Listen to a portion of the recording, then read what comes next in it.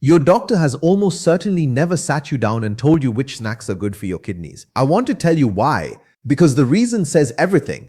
A kidney appointment in this country runs about 12 minutes. There is a billing code for a prescription and a billing code for a scan. And there is no code at all for the 10 quiet minutes it would take to explain what you should be reaching for at 3 in the afternoon. So the food talk is the first thing cut every single time. It is one of the most valuable things that never fits inside the room. And in 20 years of internal medicine, I have sat across the desk from hundreds of people over 60 watching their creatinine climb on a lab report, feeling like there was nothing in their own two hands they could do about it. There is something you can do. Today, I'm going to give you 5 ordinary snacks, the kind sitting in any grocery store you already shop at, and I'm going to show you exactly why each one works down at the level of the tiny filters inside your kidneys. Exactly how to prepare each one so that it helps your kidneys instead of quietly harming them. And the snacking mistakes I watch good, careful people make every week that are working against them without them having any idea. At least half of what I tell you in the next few minutes, I would wager you have never heard from anyone. Before we go a single A remedy, not a cure step further, I want to be straight with you because you have been promised things before by people on the internet. I am not going to tell you these 5 snacks will cure your kidney disease or reverse it or undo years of damage. That would be a lie, and you would be right to close this video on me. What I am telling you is something quieter and far more honest. The food you put in your body, chosen carefully and prepared correctly, genuinely changes how hard your kidneys have to work. And a kidney that is working a little less hard is a kidney that holds its ground for longer. I'm not selling you anything here. This is physiology, and it is backed by the kidney specialists at the National Institutes of Health and the kidney diet guidance from the Mayo Clinic and the Cleveland Clinic. Let me tell you who I'm talking to. If your last lab showed a creatinine creeping up past 1.2 or 1.5 or higher, if a doctor has said the word stage 3 to you, maybe even stage 4, if you are getting up 2, 3, 4 times a night to use the bathroom and you have started to dread it, you are exactly the person I made this for. And the plan is simple, so you know it's worth staying to the end. First, I'll show you in about 90 seconds what creatinine actually is and why that number climbs. Because once you understand that, every one of these 5 snacks will make complete sense. Then we go snack by snack. By the end, you will know which 5 to buy this week, how to prepare each one so it works for your kidneys and not against them, and you'll understand your own lab report better, what creatinine actually is than you ever have. Let me give you the 90 seconds almost nobody gives you. Creatinine is a waste product. Every time your muscles do their job, they burn a fuel called creatine for energy. And creatinine is the leftover waste from that process. It rides around in your blood until your kidneys strain it out and send it down into your urine. So in a healthy body, creatinine is made all day and cleared all day, and the level in your blood stays low and steady. Now, your kidneys do that straining through about 1 million microscopic filters each, and those filters have a name worth knowing: nephrons. When the nephrons are damaged by years of high blood sugar, by blood pressure that ran too high for too long, by the slow grind of chronic kidney disease, that straining slows down. The creatinine you're making no longer gets cleared as fast as it's produced, so it backs up in the blood. And that is the moment your lab report starts showing 1.5, 1.8, 2.0 climbing. Now hold on, because here is the part that changes everything for you. That number is not only a measure of how broken the filters are, it also responds to 2 things you have your hands on every day. 1, how much waste you are asking your kidneys to clear in the first place. 2, how much ongoing damage the filters are taking from inflammation and from the blood vessels that feed them. Those 5 snacks each work on one of those levers: less waste to clear, less damage to the filter. That is the entire game. And your fork is one of the few places you actually get a vote. The first snack is snack 1-1. I recommend to nearly every kidney patient I see, and when I ask whether they eat them, almost all of them say no. Red grapes, and I can already hear the objection because I hear it in the exam room every week. Doctor, grapes are sugar and I'm watching my blood sugar. Stay with me because the answer is more interesting than a flat yes or no. Red grapes carry a compound called resveratrol. You have heard of it from red wine, but what the wine label never mentions is that the resveratrol in a whole grape is far more usable by your body than anything you'd get from alcohol. And alcohol is the last thing a struggling kidney needs more of. What resveratrol does inside the kidney is calm down oxidative stress, which is the cellular wear and tear caused by unstable molecules called free radicals in a damaged kidney. That wear runs faster than it should, and it scars the nephrons a little more each year. Resveratrol acts as an antioxidant, settling that process down. The grape skin adds a second layer, a group of flavonoids with the names creatinine and anthocyanins, the same pigments that make the skin deep red and purple. And early research connects them to less protein leaking into the urine. If you've been told there's protein in your urine, or you've noticed your urine looking foamy in the bowl, that foam is protein your filters are letting slip through when they shouldn't. Then there's the piece that matters most for a kidney, the one those wine articles skip entirely. Red grapes are low in potassium. A half-cup serving holds only about 88 milligrams. Compare that to a single banana, which carries over 400. For anyone in stage 3 or stage 4, that gap is the whole ball game, because damaged kidneys struggle to clear extra potassium. And potassium climbing too high in the blood can throw off your heart's rhythm. So a fruit that is genuinely sweet and satisfying and still kind to your potassium is rare and worth knowing about. Now, how to eat them so they help? Fresh and whole, washed well, kept in the fridge. A half cup, which is around 15 to 20 grapes in the mid-morning or mid-afternoon. And here's the tip I give my own patients that almost no one teaches. Pair that half cup with a long. The protein slows how fast the natural sugar hits your blood, so you get the resveratrol without the spike. 2 mistakes to avoid. Do not drink grape juice instead, because juicing strips the fiber and concentrates the sugar into something your blood sugar will hate. And do not reach for raisins, because drying grapes into raisins concentrates the potassium dramatically, up around 750 milligrams in a 4-cup, which takes a kidney-friendly food and turns it into a kidney problem. Fresh red grapes, not green, which carry far less of the good pigments. The color is the medicine. Has snack too. A doctor ever told you to cut back on protein because of your kidneys? If so, I want you to hear this next part very carefully, because getting it wrong cuts both ways. Too much of the wrong protein overworks a failing kidney. Too little protein of any kind, and you start wasting away the muscle that keeps you upright and out of a fall. The second snack threads that needle, and it's cooked egg whites. Here's why egg whites are almost in a class of their own for someone over 60 with kidney trouble. When your body breaks down protein, it leaves behind waste. And one of those wastes is urea, which shows up on your labs as BUN, blood urea nitrogen. A kidney that's already behind has to work harder to clear that urea. The old advice was simply to slash all protein to take the load off.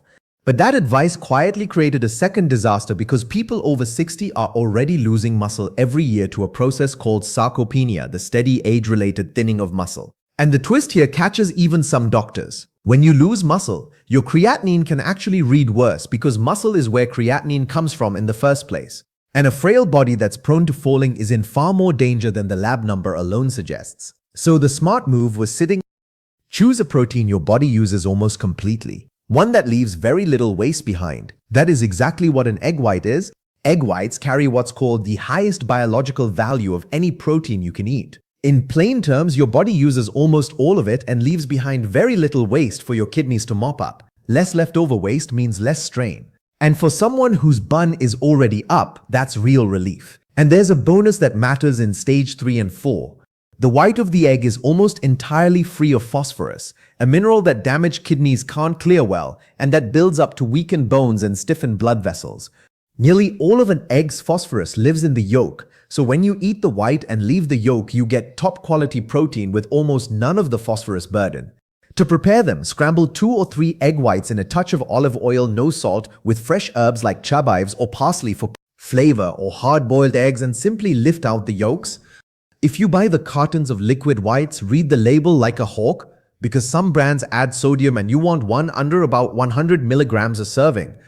The single biggest mistake I see is eating one lonely egg white and calling it a snack.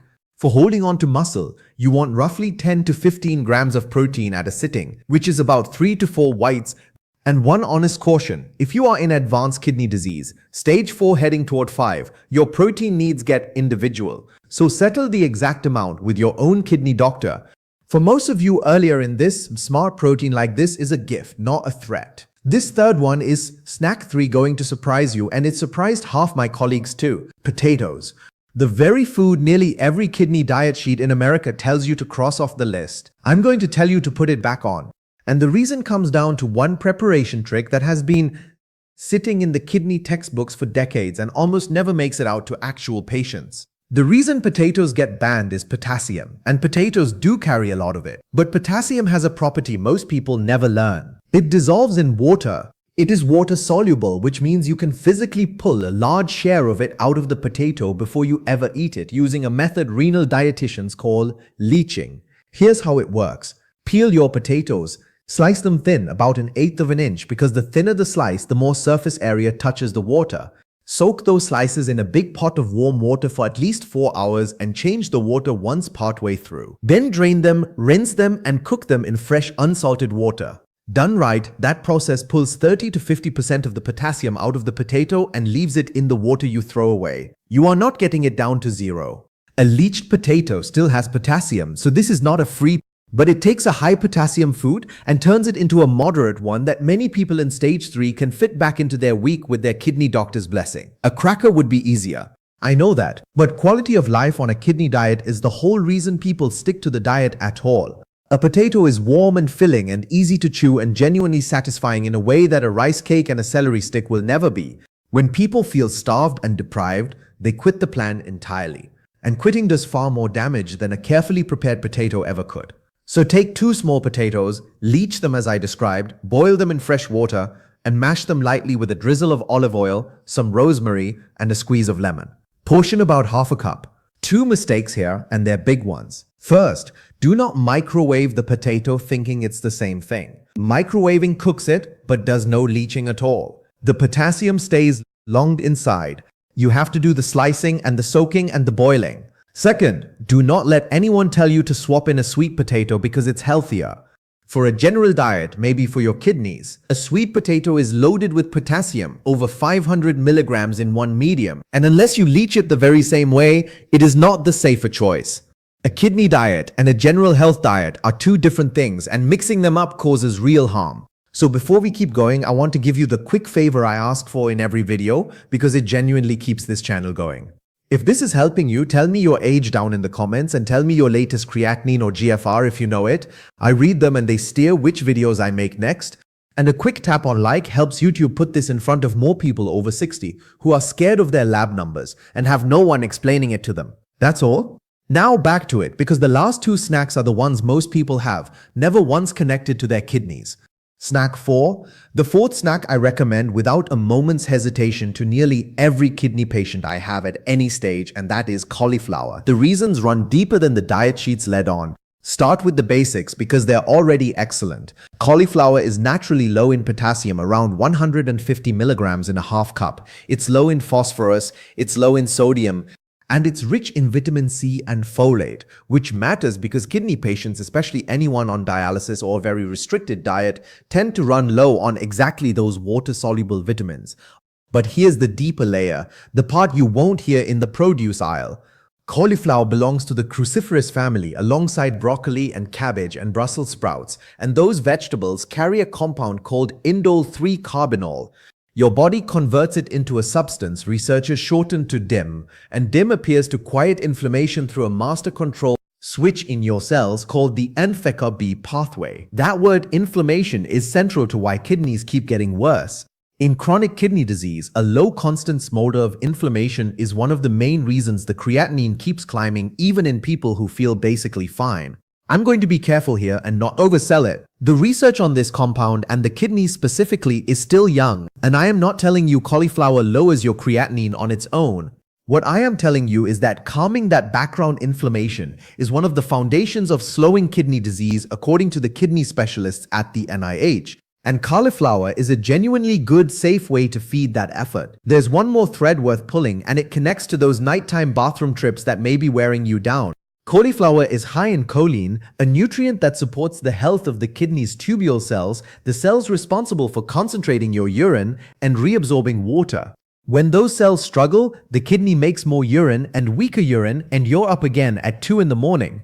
The evidence linking dietary choline to that symptom is still early, so I'll hold it loosely, but the mechanism is sound and the food is harmless, so it costs you nothing to lean on it. How to eat it? My favorite is what I call kidney rice. Pulse raw cauliflower feuillettes in a food processor until they look like rice. Then microwave for 2 to 3 minutes with no water and season with herbs, a squeeze of lemon, and a little olive oil. Warm, filling, and easy. Or roast the feuillettes at 400 degrees with olive oil and a little garlic powder until the edges go golden. The one mistake to dodge is the frozen bag of cauliflower that comes swimming in cheese sauce. Read that label and you'll find a flood of sodium and phosphate additives, both of which are hard on your kidneys. Buy it plain, snack 5 fresh or plain frozen, and season it long. Now the fifth snack, and this is the one that genuinely stops people, including, I'll admit, a few physicians who haven't kept up with the kidney nutrition research. Macadamia nuts. If you've been told to avoid all nuts because of your kidneys, I want to explain why that blanket rule is out of date and why macadamia in particular sit in a spot all their own. Most nuts really are a problem for kidney patients, and the blanket advice came from somewhere real. An ounce of almonds carries about 200 milligrams of potassium and 136 milligrams of phosphorus. For someone in stage 3 or 4, that's a serious hit on both minerals at once. But the macadamia is built differently. An ounce, which is about 10 to 12 nuts, holds only around 104 milligrams of potassium and 53 milligrams of phosphorus. Those numbers are dramatically lower than any other common nut. And they change a macadamia from a food to avoid into a food you can actually enjoy. And it brings something your kidneys quietly need. Macadamia are rich in monounsaturated fat, specifically oleic acid, the same heart-friendly fat that makes olive oil good for you. That matters for your kidneys, not only your heart, because kidney disease and heart disease travel together. The kidney specialist at the NIH and the heart specialist at the American Heart Association both make the same hard point. A person with chronic kidney disease is far more likely to die from a heart event than from kidney failure itself. The same inflammation and the same vessel damage that wreck kidneys also wreck the arteries. Monounsaturated fats help lower the harmful LDL cholesterol and improve the health of the lining of your blood vessels. And healthier vessels mean better blood flow into the kidney, which is exactly what your filters need to keep doing their work. There's also early research suggesting these good fats may help protect the filter against that protein leakage we talked about, while diets heavy in the wrong saturated fats may worsen it. I'll hold that one loosely too, but the direction is consistent and the food is sound. Macadamia are also one of the few genuinely satisfying crunchy snacks for someone managing both kidney trouble and blood sugar, because they barely move your glucose at all. To eat them right, portion control is everything, because they are calorie debts. 1 ounce, 10 to 12 nuts, and no more. Buy them raw and unsalted. Or if you can only find roasted, get dry roasted with no oil and no salt. Skip anything with caramel or chocolate or flavoring which sneak in sugar and sodium and phosphate additives. A habit I love. Pre-portion 10 to 12 nuts into a little container and pair them in the afternoon with 4 or 5 of those red grapes from Snack 1, if your potassium budget allows. Now you've got a nourishing, kidney-conscious snack that takes zero preparation. One last warning that has nothing to do with you and everything to do with the dog at your feet. Macadamia nuts are toxic to dogs. Keep them well out of. A real story from a patient reach. Let me tell you about a patient I'll call Walter, because his story is the reason I keep making these. Walter came to me at 67.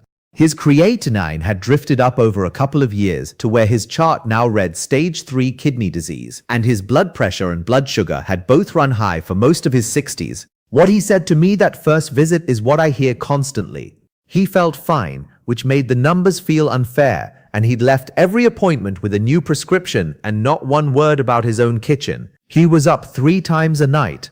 He'd quietly stopped traveling because of it, and he was frightened in the specific way people get frightened when a number keeps climbing and nobody has handed them anything to do about it. So we did 2 things. He kept taking every medication his kidney doctor prescribed because food never replaces those.